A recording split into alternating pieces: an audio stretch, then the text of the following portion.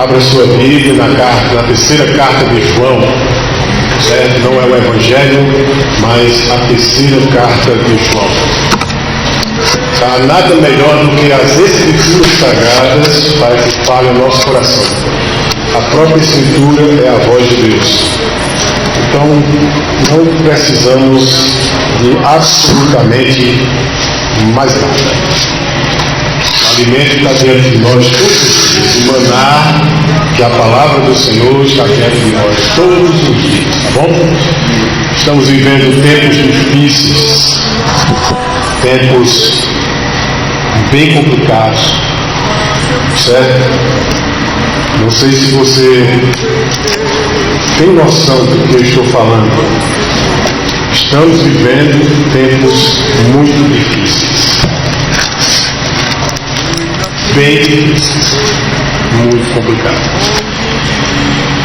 Tempos em que as pessoas estão sendo amantes de si mesmas, egoístas, cada vez mais individualistas, cada vez mais distantes de Deus, mesmo falando de Deus, mas o seu comportamento, a sua fala, a sua forma de viver, nem pode se chamar mais de cristianismo, porque estamos num individualismo tão grande que as pessoas já não percebem que o que Jesus mais prezou com o seu povo foi a união dos seus. Até a morte de Jesus reuniu os seus. Até a morte. A ressurreição de Jesus reuniu os seus. Então nós estamos muito individualistas. Nós estamos andando nos nossos próprios pensamentos. E isso é uma preocupação gigantesca.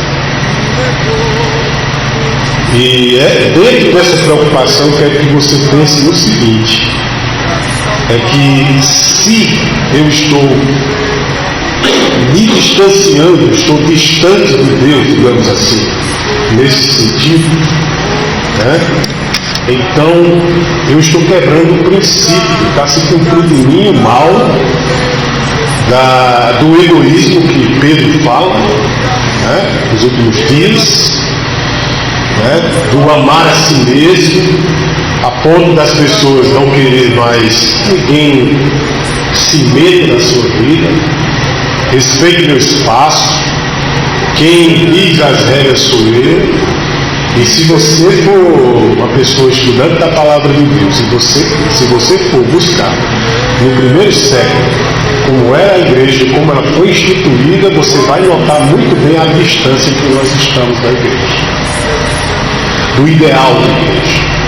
Se você pegar o livro de Atos, se você der uma lida ali nos primeiros capítulos de Atos, você vai notar que nós estamos mas bem distantes do ideal de Deus. E isso me preocupa? Preocupa porque por este pecado pode ser que a igreja não participe, né, das bodas do Cordeiro, né? E falo isso respaldado da palavra de Deus, que diz assim, né, que naqueles dias até os escolhidos eles poderão ser enganados. Então fique atento, viu? Nós vamos ver uma carta escrita pelo apóstolo João essa noite, terceira carta. Eu quero que você preste atenção na palavra do Senhor essa noite. Terceira epístola de João. O presbítero amado Gaio, a quem eu amo, na verdade, amado, acima de tudo, faço votos por tua prosperidade e saúde, assim como é próspera a tua alma. Pois fiquei sobremodo alegre pela vinda de irmãos e pelo seu testemunho da tua verdade, como tu andas na verdade. Não tenho maior alegria do que esta, a de ouvir que meus filhos andam na verdade. Amados, procede fielmente naquilo que praticas para com os irmãos, e isto fazes, mesmo quando são estrangeiros, os quais perante a igreja deram testemunho do teu amor. Bem farás, encaminhando-os em sua jornada por modo digno de Deus, pois por causa do nome foi que saíram, nada recebendo dos gentios. Portanto, devemos acolher esses irmãos para nos tornarmos cooperadores da verdade. Escrevi alguma coisa à igreja, mas Diótrefes, que gosta de exercer a primazia entre eles, não nos dá acolhida. Por isso, se eu for aí, far-lhe-ei lembradas as obras que ele pratica, proferindo contra nós palavras maliciosas, e não satisfeito com estas coisas, nem ele mesmo acolhe os irmãos como impédios que querem recebê-lo e o expulsa da igreja. Amado, não imites o que é mal, senão o que é bom. Aquele que pratica o bem procede de Deus. Aquele que pratica o mal jamais viu a Deus. Quanto a Demétrio, todos lhes dão testemunho até a própria verdade, e nós também damos testemunho. E sabes que o nosso testemunho é verdadeiro. Muitas coisas tinha que te escrever, todavia não quis fazer por tinta e pena, pois em breve espero ver. Então conversaremos de viva voz. A paz seja contigo. Os amigos te saúdam. Saúde os amigos, nome por nome. Amém, meus queridos? Quero que você baixe sua cabeça para nós orarmos diante do Senhor, conversar com Deus nesse momento que vai ser exposto a sua palavra. Ô Pai querido, em nome de Jesus, por causa de Jesus, em Cristo, nesse momento coloco diante do Senhor a tua palavra.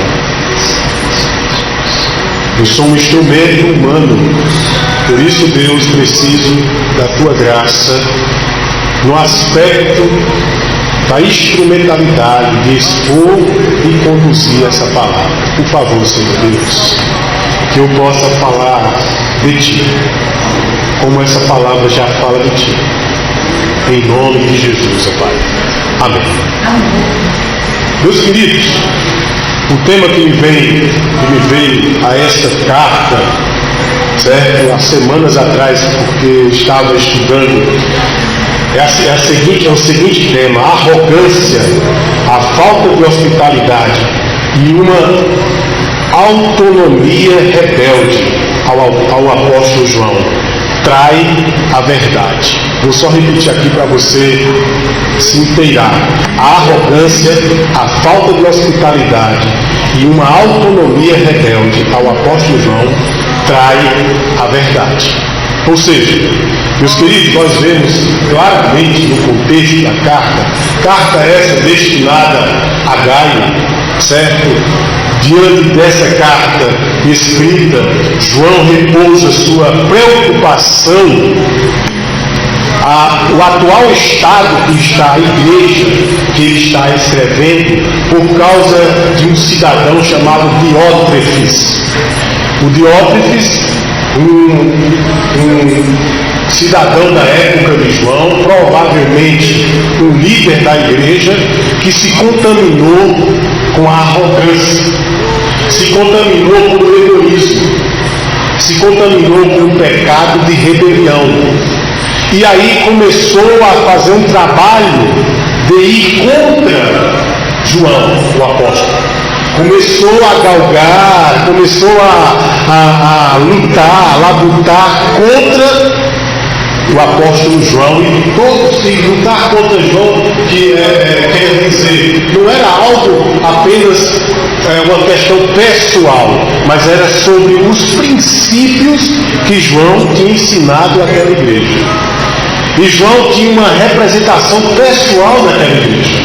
A representação era a pessoa de Gaio e Demétrios. Ou seja, você vê aí 4 personagens. Você vê a pessoa de João exercitando o trabalho de presbítero, que é o trabalho, o ofício de fiscalizar, de monitorar as igrejas das quais foram implantadas por ele, certo? Ele fazia o trabalho de bispo, o trabalho de saber qual o estado real que estavam as igrejas.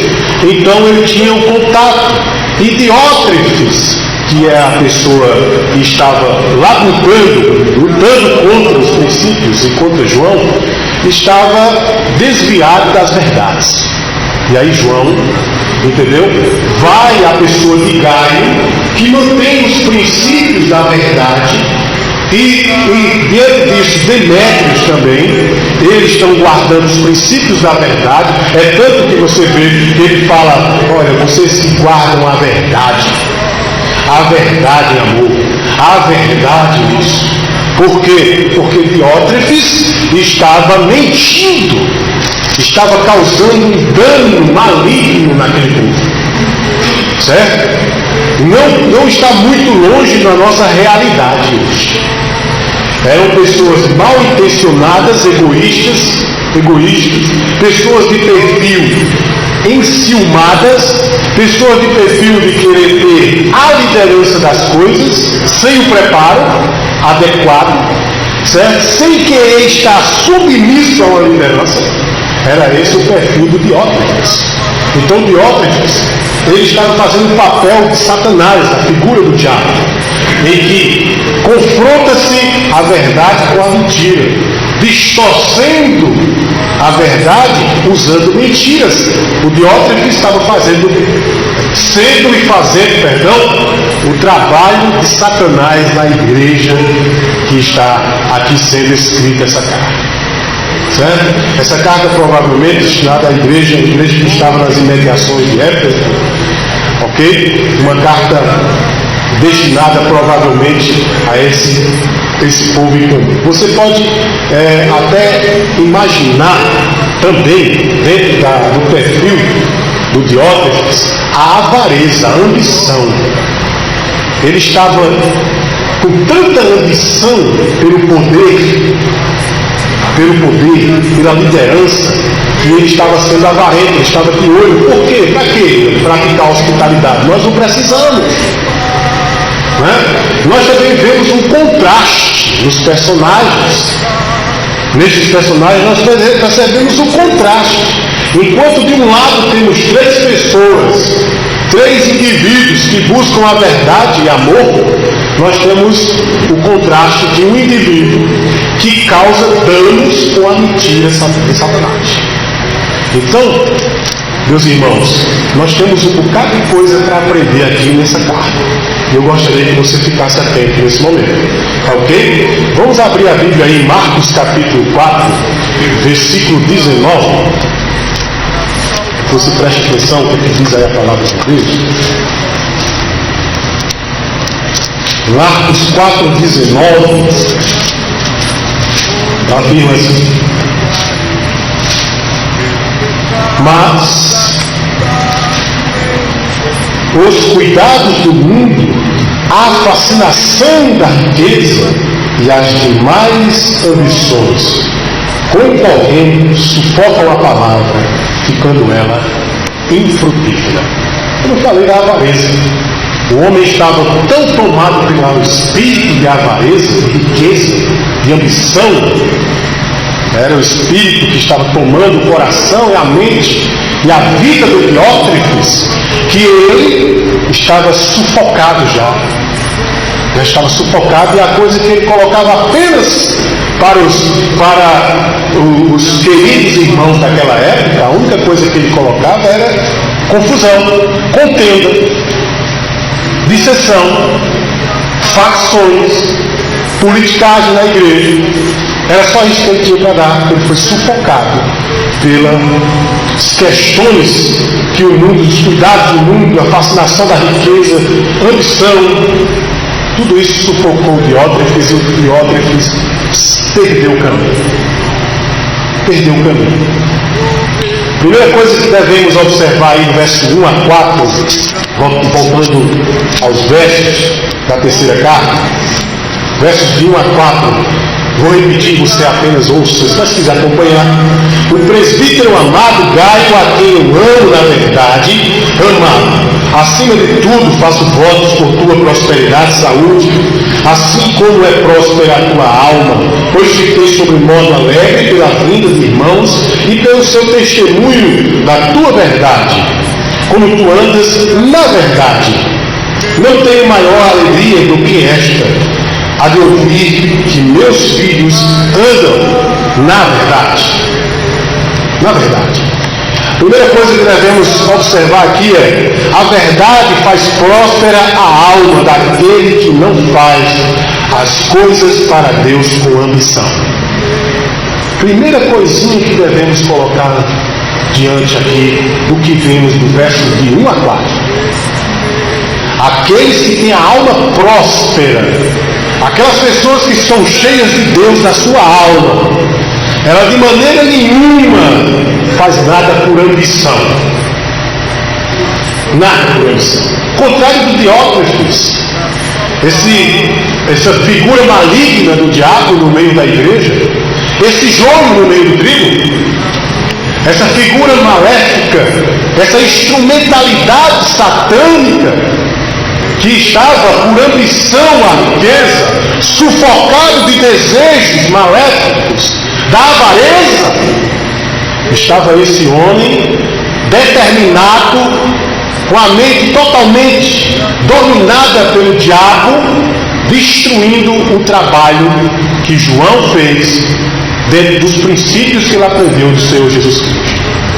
João Calvino, reformador protestante, ele diz a seguinte frase, preste atenção nessa frase aqui, de João Calvino, da época da reforma do século XVI. Ele disse a seguinte frase aqui: não que eu queira, por minha própria causa, por ambição, a permanência do que estabeleci, e que o povo o conserve sem desejar algo melhor, mas porque as mudanças são perigosas e às vezes nocivas. O que é que João Calvino está querendo dizer? E devemos ter cuidado com os modismos, com as mudanças. Cuidado com as mudanças, com os modismos, com os desejos próprios, com a posição própria das coisas que nós vemos no texto sagrado, não é? Porque são, além de serem perigosas, elas são nocivas e levianas, meus filhos. Levianas. A verdade que João está expondo aqui, nos versos de 1 a 4. Nós devemos ter cuidado com isso. Nós devemos ter cuidado com isso.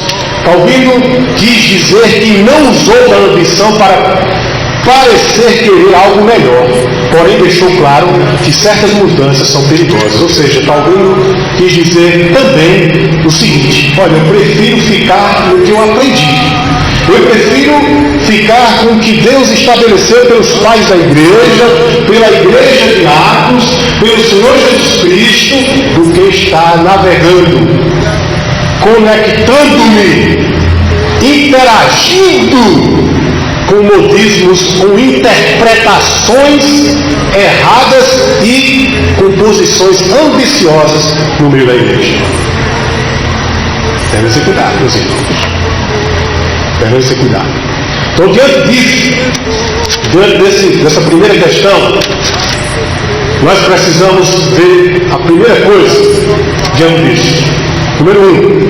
Uma alma cheia da verdade de Deus possui a prosperidade mais abundante, a da alma. Amém, queridos?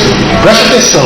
Uma alma cheia da verdade de Deus possui a prosperidade mais abundante, a da alma.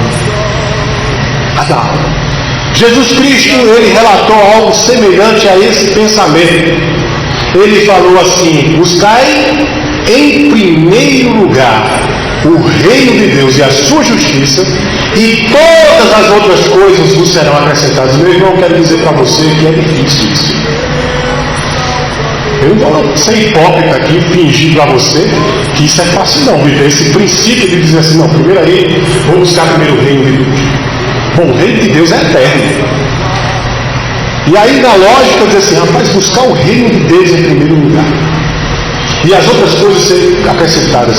No meio de um mundo, de uma sociedade que vem com a modernidade, a pós-modernidade, o capitalismo e todo esse terror, essa bola de neve terrível, esmagadora, onde você vale o que você tem, você vale quanto você possui, você vale quanto você tem no seu bolso, você é aquilo que o seu carro tem de valor, você é aquilo que sua moto vale. O desafio é monstruoso, meu irmão. Você vale o celular que você tem. Se seu celular tem R$2.000, você vale os R$2.000, porque até o ladrão vai dizer: rapaz, lá na bocada, eu vejo até por 500. Você vale quanto tem. Para o bandido serve ali 500, porque ele vai roubar e vai ganhar 500. E o saldo disso, ele pode tirar a sua vida. Por algo que você gastou por R$2.000, ele está pagando as parcelas dele e sabe lá quando você vai conseguir terminar de pagar. É nesse contexto que nós vivemos. E que Cristo nos desafia a desconectarmos, porque quando Jesus falou já não era fácil na sua época, por causa das ambições de César, o contexto de Roma, do Império Romano, a busca material dos judeus, porque o judeu gosta de dinheiro e de riqueza. Todo aquele contexto, Jesus já falou naquela época, naquele jeito. Imagine hoje em que as pessoas medem os outros pelo que elas têm. Até o simples casamento, até o conselho que nós damos para os nossos filhos, nós dizemos assim: não case com uma pessoa pobre para você não pedir esmola para Deus. Então veja, meu querido, veja, meus queridos, essa noite, o grande desafio que nós temos pela frente é grande. É porque a gente, às vezes, meus queridos, deixa eu abrir aqui um parênteses, às vezes a gente está tão mergulhado no nosso egocentrismo, no nosso eu, que a gente esquece que o mundo é mundo, que Deus existe. E a gente fica como brancas de neve, dormindo.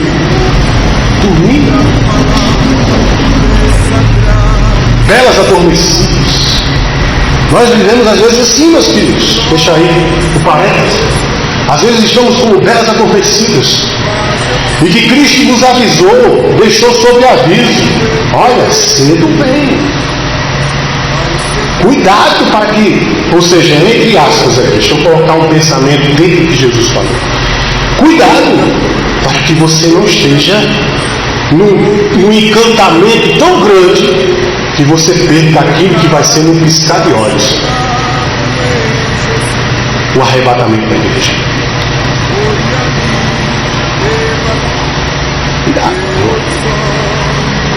Cuidado, que as ambições da vida,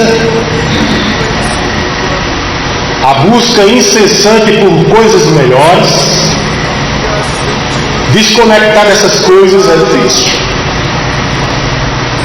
É fácil orar a Deus, meus filhos. Deixa eu ser sincero aqui com vocês. É fácil orar a Deus, meus filhos, para dizer assim: Senhor, eu quero passar naquela prova, ou no Enem, no vestibular, eu quero passar assim. É fácil fazer essa oração. Você pode até gastar horas falando isso. É fácil orar, dizer: Senhor, eu estou com R$10.000 aqui, eu quero comprar aquele carro de 20. E eu quero dar esses 10 mil de entrada. É fácil orar. É fácil orar, meu irmão. Por essas questões comuns, simples da vida. Mas lembre-se que devemos orar, somos desafiados a orar, a viver os princípios da palavra de Deus. As questões eternas e sérias, as quais, como Jesus disse, passarão os céus e terra, mas as minhas palavras, elas não vão de passar.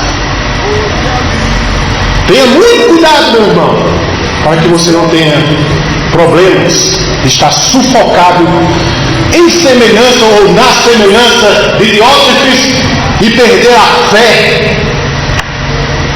Perder a fé e ser sufocado pelo egoísmo, pela ambição, pela avareza e morrer nessa terra, nessa areia movediça dos pecados que agora coloquei diante de você. Uma pergunta, meus queridos: como manter uma alma saudável e próspera? Diante, meus irmãos, de todo esse entulho de coisas que o mundo oferece, de toda essa conexão que nós vivemos hoje, desde a criança de um bebezinho que já começou a engatinhar e já quer um celular, até a conexão, entendeu, de um adulto que na rede social expressa a foto com alegria, um sorriso grande e amarelo, mas que de fato ele não é nada daquilo que ele está oferecendo ou apresentando ali. Todo esse entulho de coisas, meus queridos, como é que eu e você podemos ter uma alma saudável? Como com tanta doença, com pessoas que quando a gente tem o contato, elas passam a doença dela, da inveja. O outro nos contamina com a sua raiva, com a sua ira. Como ter, irmão, uma alma saudável? A letra A que eu quero trazer para você: ter uma consciência limpa é ser próspero na alma. Olha o que a palavra de Deus diz em Atos 24:16. Por isso também me esforço por ter sempre consciência pura diante de Deus e dos homens. Entendeu? Consciência pura diante de quem? Dos homens e de Deus. Não adianta fazer coisas e dizer: a minha consciência está pura, simples, que o meu Deus me conhece, Deus sabe quem eu sou. Opa! Não é bem assim não, meu querido. Consciência limpa com Deus, com os homens, com Deus. Porque não tem como ter consciência limpa só com Deus. Não tem como ter consciência limpa só com os homens. Tem que ter com os dois. É essa a proposta de ter uma consciência limpa. E eu tendo uma consciência limpa, eu tenho uma alma saudável. Para que eu tenha uma alma saudável, letra B, ser perdoado é ser próspero na alma. A pessoa que é perdoada, que perdoa, que recebe perdão, que se perdoa, são três coisas que a gente precisa entender: perdoar, ser perdoado e se perdoar.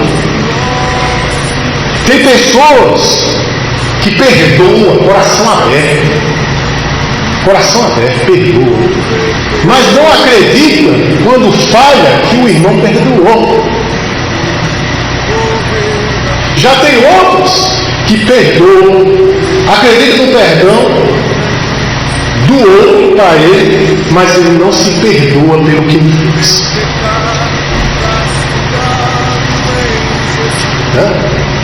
Não se perdoa pelo que ele fez. Mateus 18:21. Então Pedro, aproximando-se, lhes perguntou, Senhor, até quantas vezes meu irmão pecará contra mim, que eu lhe perdoe? Até 7 vezes? Respondeu-lhe Jesus, não te digo que até 7 vezes, mas até 70 vezes 7.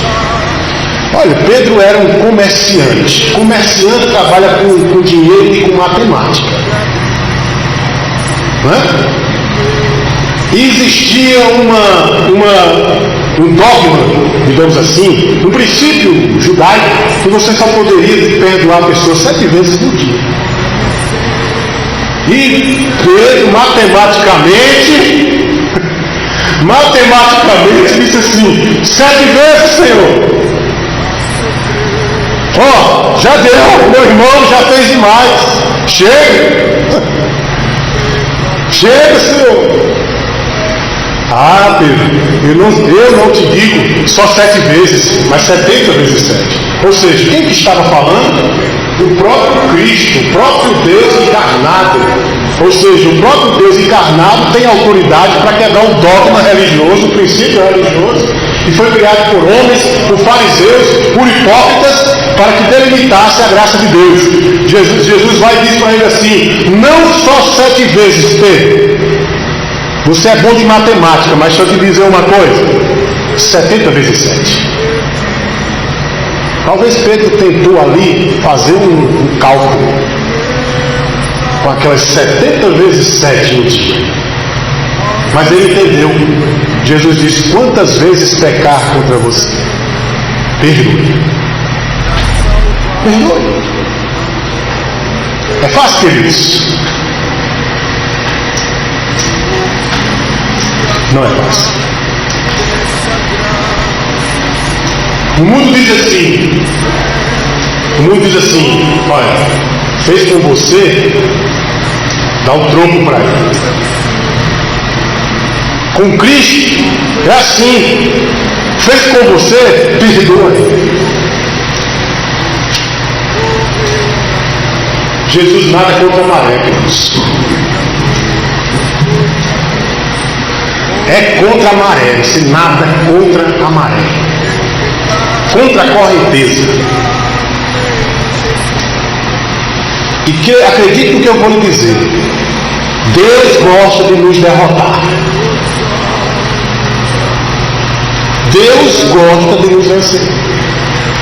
Porque quando vencido é quando nós aprendemos. Enquanto nós estivermos nos esforçando, enquanto estivermos insistindo com a nossa força, Deus vai trabalhando para que o camarada seja derrotado, canse e fique de forma que ele possa tratar com aquele cidadão.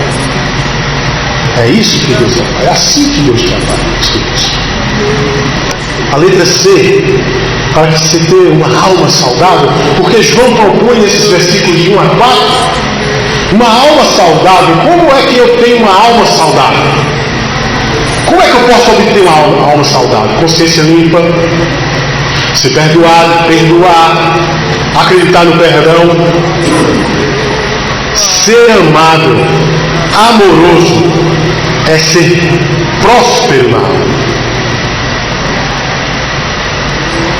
Olha como a gente aprende um bocado de coisinha no versículo 1 a 4. Ser amado, amoroso é ser próspero na alma. João propõe isso também.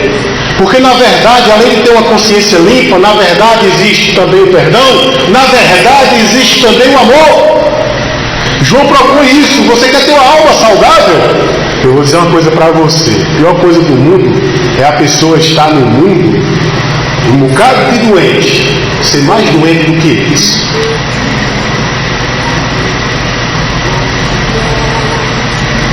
Sabia disso? Você já foi em alguma clínica de psiquiatra quando interna louco? Já foi, não? Eu já vi. Rapaz, quando colocam eles para tomar o banho de sol, os doentes, você vê que alguns são piores do que os outros. os mais agressivos, outros que se isolam.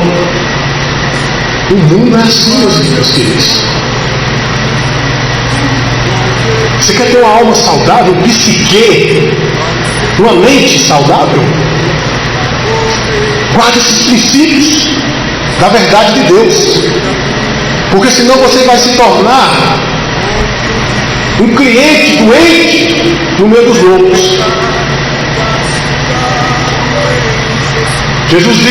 O apóstolo Paulo escreveu em Romanos 12:10, mas se refere a Jesus, se veio a palavra de Deus, veio de Jesus: amai-vos cordialmente uns aos outros com amor fraternal, preferindo-vos em honra uns aos outros. Romanos 12:10. O que é o amor que o mundo hoje oferece? Você vê hoje, quando o tema fala família, o pessoal diz: não, está mudando e nós temos que andar com as mudanças. Nós temos que entender as mudanças que estão havendo na família, porque isso é amor. O amor, de fato e de verdade, prefere honra ao outro. Dá honra ao outro. Você sabe o que é isso? É eu e você, quando nos encontrarmos todos os dias, ou aos domingos, na igreja, preferir a honra do irmão. Quando vê o irmão na semana, necessitado ou não, dá honra a ele, de se lembrar que ele existe.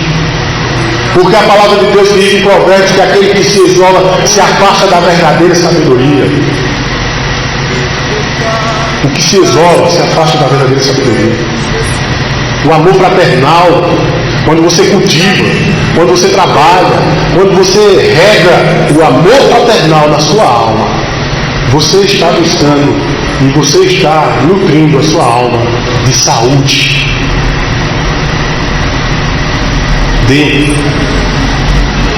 Ter comportamento íntegro, santo, agradável a Deus, mediante um coração humilde e quebrantado, é ser próspero na alma. É ser próspero na alma. Tessalonicenses 5:23 afirma assim: o mesmo Deus da paz vos santifique em tudo, e o vosso espírito, alma e corpo sejam conservados íntegros, irrepreensíveis na vinda de nosso Senhor Jesus Cristo. Como é que tem que estar o estado da nossa alma? Como é que tem que estar o nosso estado como cristão para a vinda de Cristo? Íntegro, irrepreensível, bem conservado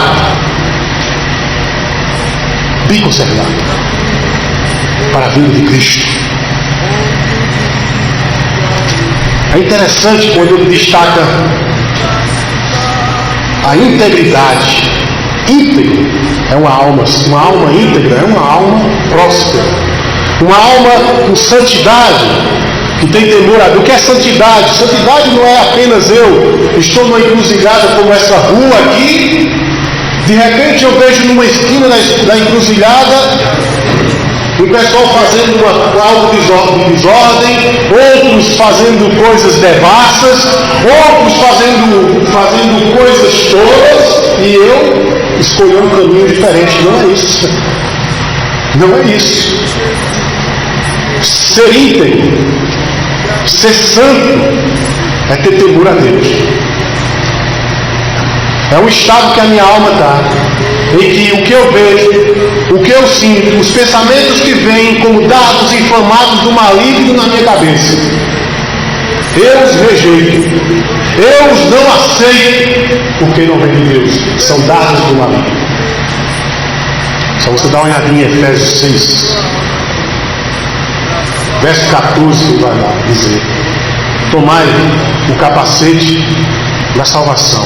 Porque naquela época o soldado romano tinha capacete, tinha couraça, tinha todas essas ferramentas para se proteger dos dardos, das flechas, das lanças do inimigo.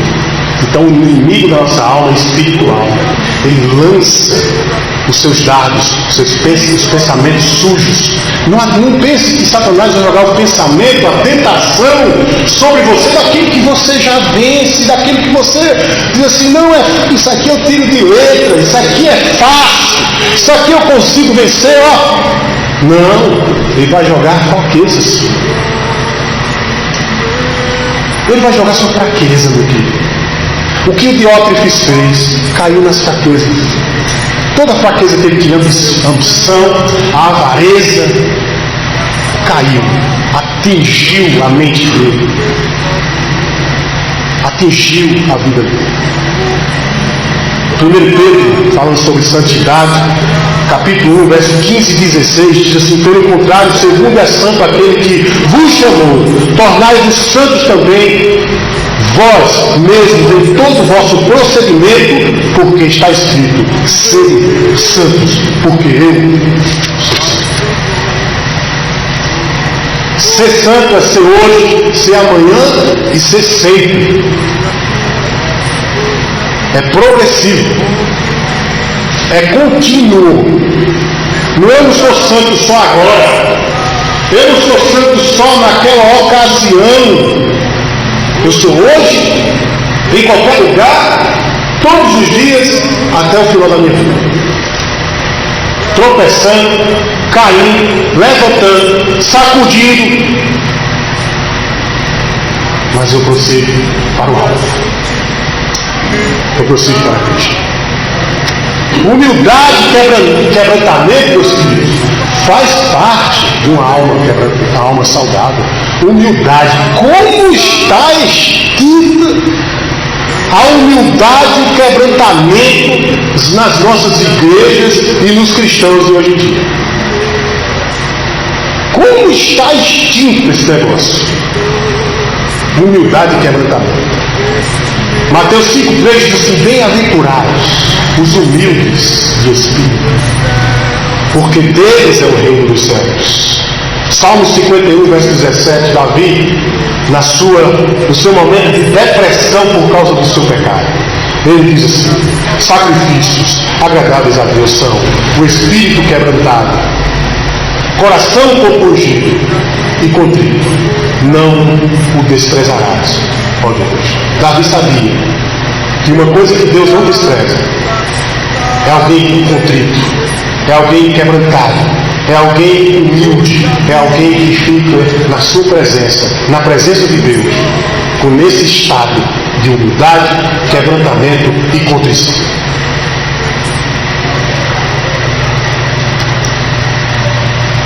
Aí o segredo, para que você possa realmente desenvolver um estado de comunhão íntima com Deus, vá para Deus nesse estado como Davi falou. Humildade, quebrantamento, contrição. Vá assim. 2, questão 2, verso de 5 a 8, acompanha aí, meus queridos. Na terceira carta de João, terceira epístola de João, versos de 5 a 8. Amado, prossegues fielmente naquilo que praticas para com os irmãos. Isto fazes mesmo quando são estrangeiros, os quais perante a igreja deram testemunho do teu amor. Bem farás encaminhando-os em sua jornada por modo digno de Deus. Pois por causa do nome foi que saíram, nada recebendo dos gentios. Portanto, devemos acolher esses irmãos para nos tornarmos cooperadores da verdade. João está dizendo resumidamente o seguinte: olha, Diótrefes está dizendo para vocês não praticar a hospitalidade com os irmãos que andam fazendo a obra de Deus de forma gratuita, mas com a fé deles. E está dizendo que não recebam eles em vossas casas. É mentira, não foi isso que vocês aprenderam. A verdade é que vocês sejam hospitaleiros. Recebam em vossas casas os irmãos sinceros que abandonaram tudo e de graça, como de graça receberam. Estendem a verdade, levam o ensinamento de Cristo para todos os homens. Recebam eles. Você está notando o problema que tinha na igreja? A oposição. Diótrefes é a figura da apostasia, de alguém que apostatou da fé. É a figura do ser humano que era cristão, experimentou da graça, como diz lá em Hebreus, experimentou a verdade, experimentou os benefícios espirituais de Deus, teve uma consciência da verdade, teve uma consciência do que é o certo, e de repente ele, com consciência diabólica, toma posição por ambição, arrogância, em se opor ao ensino de Cristo, e ele assinou embaixo: apostata. Eu sou um apóstata. Diótrefes assinou embaixo. Eu apostato, eu me oponho, eu sou um anticristo agora. Sou um opositor de Cristo. Luto contra, bato de frente ao discípulo amado. João era o discípulo que deitava sobre os ombros de Jesus. João é o discípulo que estava diante da cruz quando Jesus estava morrendo, e Jesus olhou para João naquela ocasião histórica e verdadeira e disse: por que choras? Filho, eis a tua mãe, e mãe, eis o teu filho. Ele não estava se opondo a qualquer um, irmão. Ele estava se opondo àquele que deitava-se aos ombros de Jesus e ouvia as suas palavras.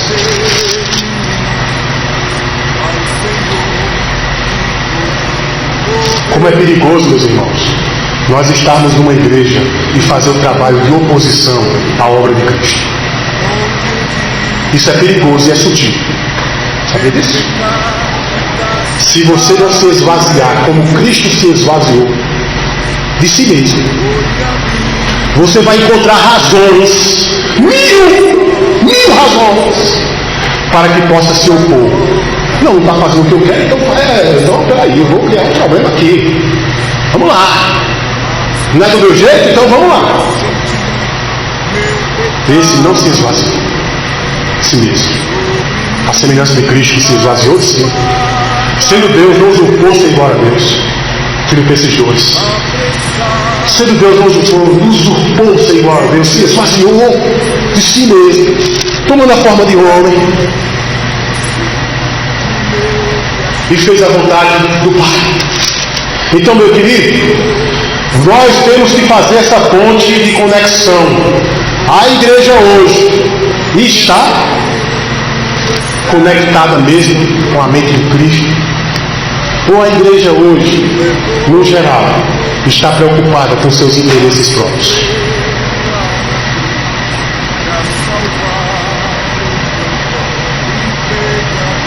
Primeiro Coríntios 11, verso 1, diz: sede meus imitadores, como também eu sou de Cristo. Ou seja, verso 5 a 8, o ponto 2, aquele que anda na verdade é um bom exemplo a ser imitado. O apóstolo Paulo diz: sede meus imitadores, mas em qual princípio ser imitador dele? Como ser imitador de Cristo. Não é eu ser imitador como eu acho que eu devo ser, porque isso aí já cai no pecado do egoísmo. É ser imitador no padrão estabelecido na palavra de Deus, por Cristo, pelos apóstolos. Aí eu sou um imitador. Fora disso, eu sou apenas uma imitação. Efésios, o apóstolo Paulo coloca a mesma coisa que ele colocou em 1 Coríntios, Efésios 5:1, ele diz: sede, pois, imitadores de Deus, como filhos amados. Sede imitadores de Deus, como filhos amados. Não tem como imitar a Deus sendo um filho maldoso. Só tem como ser imitador de Deus sendo um filho amado. Veja a história do filho pródigo. Olha a hospitalidade que Deus mostra naquele texto. O filho vai, pega toda a sua riqueza e destrói tudo com a devassidão, com a depravação, com tudo que tem direito. Se fosse hoje, era com smartphone, era com boates, era com amigos, era com churrascaria cheia de cerveja, de bebidas e tudo mais, e tudo mais, e tudo mais que alimenta a carne. E quando acabou o dinheiro, ele vai, volta, ele olha e diz: agora pronto, eu não posso voltar para casa. Bate um orgulho mesmo. Porque para mim, voltar para casa é vergonhoso do jeito que eu estou aqui. É uma vergonha. Eu acabei tudo, vou voltar pobre, não vou levar nada, não tenho nada. Como é que eu volto? Vergonha, orgulho, todos os sentimentos maléficos daquele ser humano apareceram. Mas a Bíblia diz que aquele homem, depois de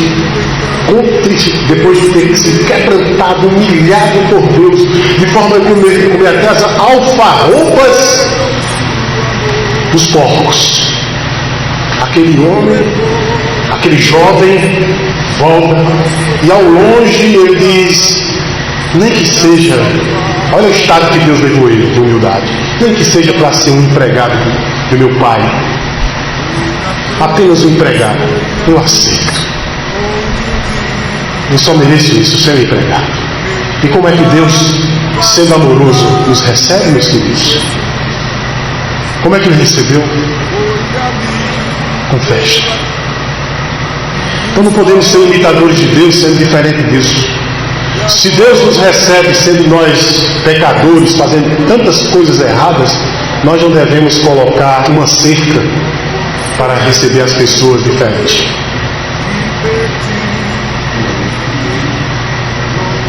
Quando temos dignidade, oferecemos. Quando temos dignidade, oferecemos.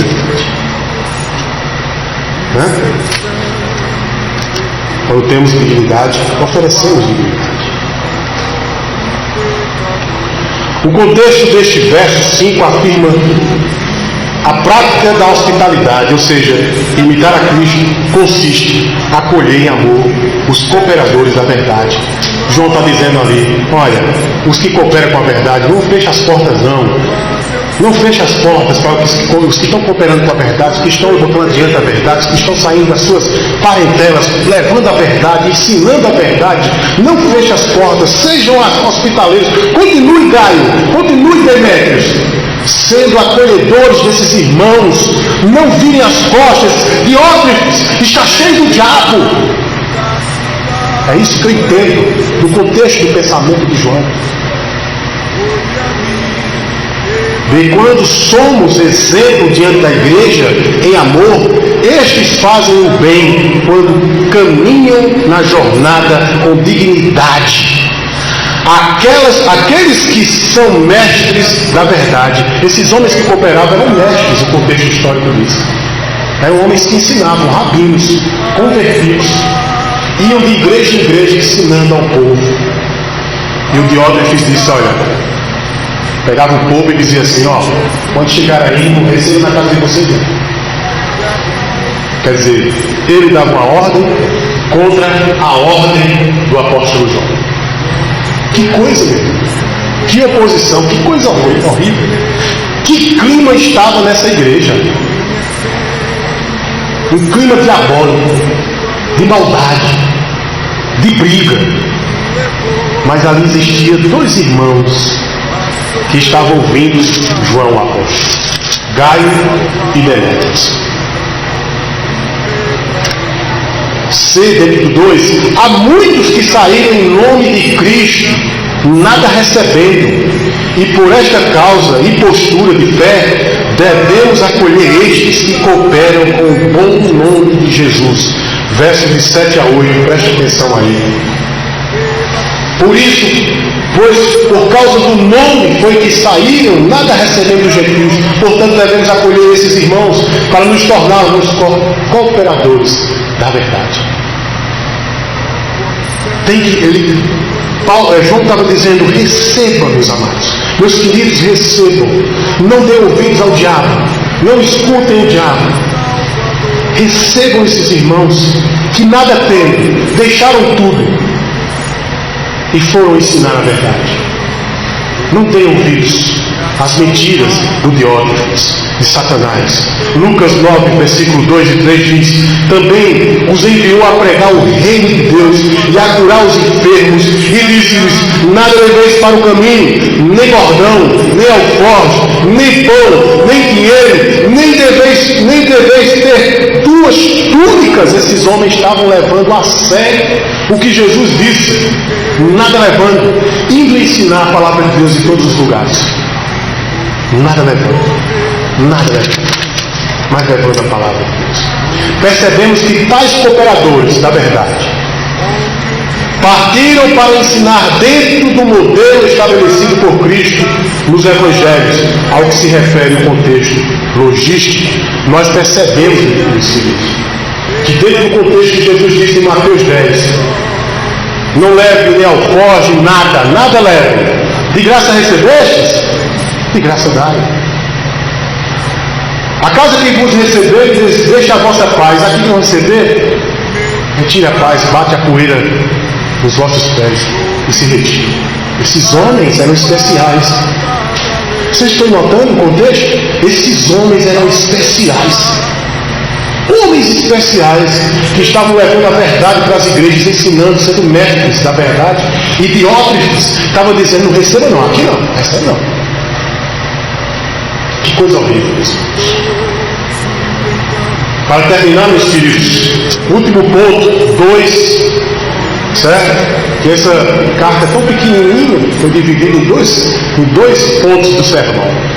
Número 2, para concluir aqui com vocês, meus queridos. Tá? O que é que nós podemos extrair dos versos 9 a 12? Vamos ler? Eu escrevi alguma coisa à igreja, mas Diótrefes, que gosta de exercer a primazia entre eles, não nos dá acolhida. Por isso, se eu for aí, far-lhe lembradas as obras de Cristo que ele pratica, proferindo contra nós palavras maliciosas. Olha que coisa horrível. Ele estava sendo malicioso com João, usando palavras maliciosas. Olha que coisa horrível, que cidadão terrível, não é, meus filhos? E não satisfeito com essas coisas, nem ele mesmo acolhe os irmãos. Obrigado. Nem ele acolhe os irmãos, como impede os que querem receber e os expulsa da igreja. Eles pegavam aqueles homens, cooperadores da verdade, que saíram com fé das suas casas, nada recebendo, com a fé apenas, e expulsavam eles das casas. Olha que coisa. Olha que coisa, meus filhos. Amado, verso 11: não imites. Lembra? Olha o contraste. Os apóstolos dizem: sejam meus imitadores como eu sou de Cristo. João está dizendo que o perfil da pessoa como Diótrefes, diabólico, maligno, mal intencionado, ele diz, verso 11: amado, não imites o que é mal. Aleluia, meus irmãos, glória a Deus. Senão o que é bom. Aquele que pratica o bem procede de Deus. Lembre-se disso, queridos. Que faz o mal não é de Deus. Aquele que pratica o bem procede de Deus. Aquele que pratica o mal jamais viu um vagalumezinho que seja de Deus. Jamais. Quanto a Demétrio, todos lhe dão testemunho, ou seja, as pessoas falavam bem de Demétrio, até a própria verdade, e nós também damos testemunho, e sabes que o nosso testemunho é verdadeiro. Posso continuar, queridos? Também.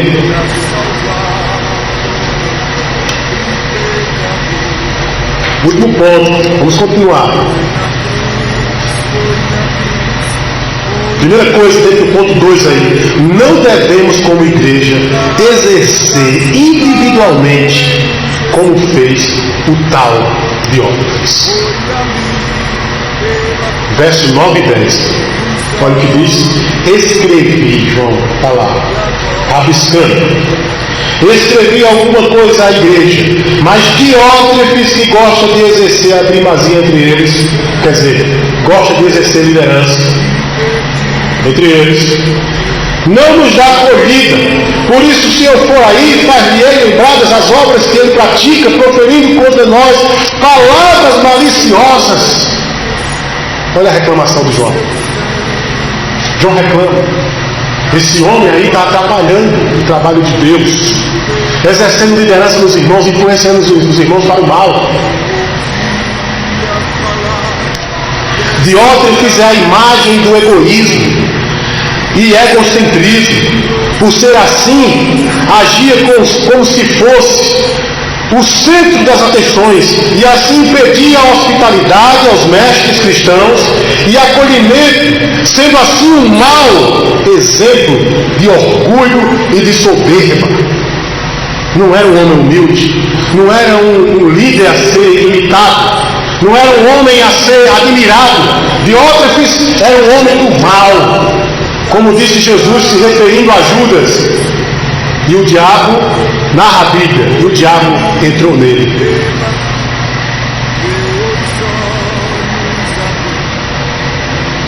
O diabo entrou em Diótrefes. Meus queridos, não permita que o diabo entre na sua vida.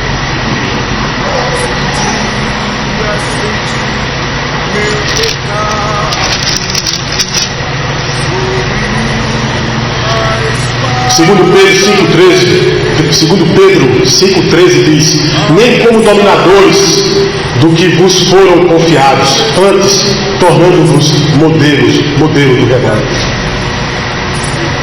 Diótrefes não era modelo do rebanho. Diótrefes não tinha capacitação espiritual e personalidade de caráter para ser um pastor. Não era um homem de Deus. Por isso que esse texto de 2 Pedro 5,3 cabe bem com ele. Era dominador. Ele não inspirava confiança, insubmisso. Nós, os pastores, os líderes, temos que ser modelo do rebanho. Mas não é um modelo que faz séculos que as pessoas colocam assim, sabe? Deixa eu abrir um parênteses aqui para você. O pessoal fizeram um modelo errado. As pessoas olham para um pastor como se fosse um padre. Tudo errado, meus queridos. Pastor não é padre. Qual a filosofia de um padre? Todo respeito. Mas qual a filosofia? Na paróquia, eu sou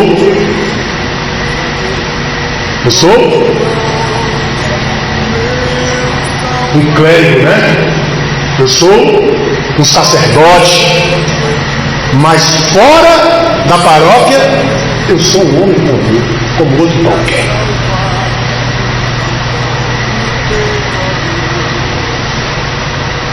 Temos que ter cuidado, porque muitas vezes traçamos um modelo para um pastor como se fosse um padre. E tem pior que isso. Tem pessoas que fazem um modelo de um pastor, mas tão espiritual, mas tão espirituoso, mas tão perfeito, que eu acho que nesse mundo ele não existe mais, ele ressuscitou.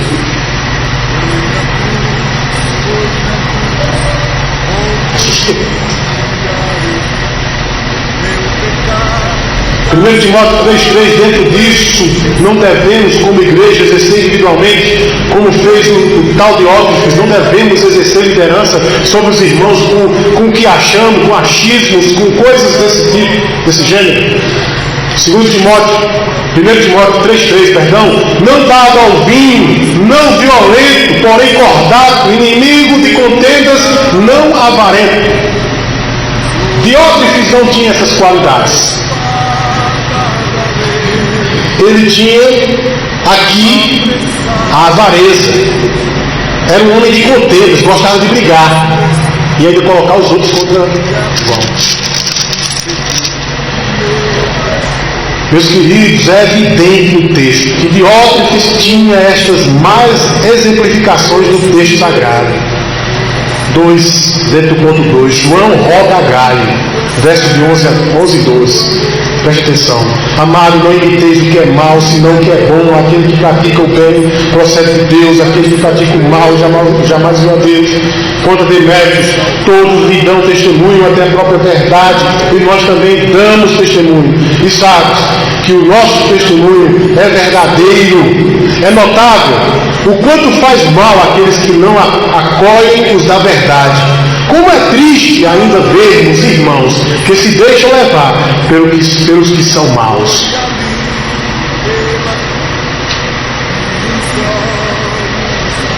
Temos que ter cuidado, meus queridos. Quem é que nos influencia dentro da igreja?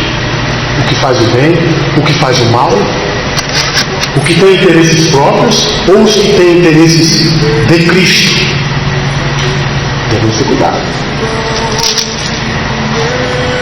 3, dentro do ponto 2, João afirma que muitas coisas tinha para dizer, né? Ele diz, olha, eu tinha muitas coisas para dizer, mas por escrito não era importante, pois assuntos sérios carecem de resolver pessoalmente. Ou seja, João conclui dizendo assim, olha, eu tinha muita coisa para dizer, Gaio, eu tinha muita coisa para dizer, Demétrios, mas eu não posso dizer apenas por escrito. Escrevendo apenas não dá para me falar. Por quê, meus queridos? Vou concluir aqui, ó.